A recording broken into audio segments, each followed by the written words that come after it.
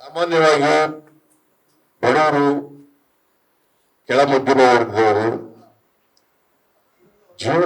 ಅವ್ರ ಜೀವನ ಬಹಳ ಕಷ್ಟ ಆಯ್ತು. ಅದಕ್ಕೋಸ್ಕರ ಅವ್ರಿಗೆ ಕೊಂಡ್ಕೊಳ್ತಕ್ಕಂಥ ಶಕ್ತಿಯನ್ನ ಹೆಚ್ಚು ಮಾಡಬೇಕು. ಕೊಂಡ್ಕೊಳ್ತಕ್ಕಂಥ ಶಕ್ತಿಯನ್ನ ಹೆಚ್ಚು ಮಾಡಬೇಕು ಅಂತೇಳಿ ಒಂದು ತಿಂಗಳಿಗೆ 5,000 ರಿಂದ 6,000 ಕೋಟಿ ರೂಪಾಯಿ ಅವ್ರ ಕೈಗೆ ಕೊಡ್ತಾರೆ.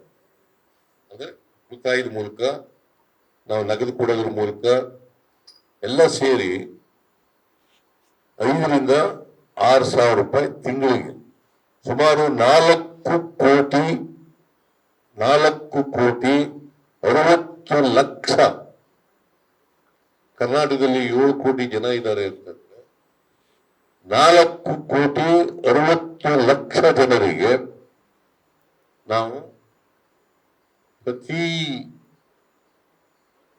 ಕುಟುಂಬಕ್ಕೆ ಈಗ 5,000 ರಿಂದ 6,000 ರೂಪಾಯಿಗಳನ್ನ ಕೊಡ್ತಾರೆ.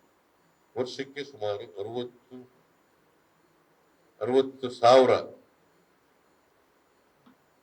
ಹೆಚ್ಚು ಹಣವನ್ನ ಪ್ರತಿ ಕುಟುಂಬಕ್ಕೆ ಕೊಡ್ತಾ ಇದೆ. ಇದರಿಂದ ಕೊಂಡ್ಕೊಳ್ತಕ್ಕಂಥ ಶಕ್ತಿ ಜಾಸ್ತಿ ಆಗಿದೆ. ನಾನು ಅರಸೀಕೆರೆಯಲ್ಲಿ ಭಾಷಣ ಮಾಡ್ತಾ ಇದ್ದೆ ಎಲೆಕ್ಷನ್ ಟೈಮ್ನಲ್ಲಿ. ಒಬ್ಬ ಹೆಣ್ಮಗಳು ಸುಮಾರು 40 ವರ್ಷ ಇರಬೇಕು. ಆ ಹೆಣ್ಮಗಳು ಒಂದು ಹೂನಾರ ಇಟ್ಕೊಂಡು, ನಾನು ಮೇಲ್ಗಡೆಯಿಂದ ನೋಡಿದೆ, ಕೆಳಗಡೆ ಭಾಷಣ ಎಲ್ಲ ಮುಗಿಸಿ ಕೆಳಗಡೆ ಬಂದಾಗ ಎಮ್ಮನ ಹತ್ರ ಹೋದೆ. ನೀವು ಯಾಕಂದ್ರೆ ಹೂನಾರ ಇಟ್ಕೊಂಡಿದೀಯ, ಯಾರಿಗ ಹಾಕ್ಬೇಕು ಅಂತ ಇಟ್ಕೊಂಡಿದ್ದೀನಿ, ನಿಮ್ಗೆ ಹಾಕಕ್ಕೆ ಇಟ್ಕೊಂಡಿದ್ದೀನಿ ಸರ್.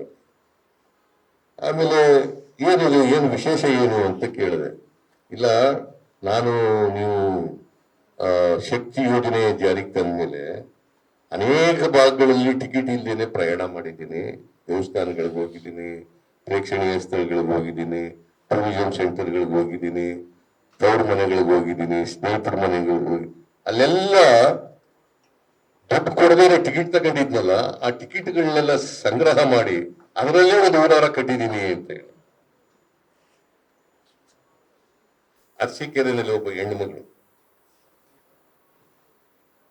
ಟಿಕೆಟ್ ತಗೊಂಡಿದ್ರಲ್ಲ, ಅವ್ರು ಎಲ್ಲ ಕಡೆ ಹೋಗಿದ್ದ ಕಡೆ ಎಲ್ಲ ಟಿಕೆಟ್ ತಗೊಂಡಿದ್ರಲ್ಲ, ಆ ಟಿಕೆಟ್ಗಳನ್ನೆಲ್ಲ ಸಂಗ್ರಹ ಮಾಡಿ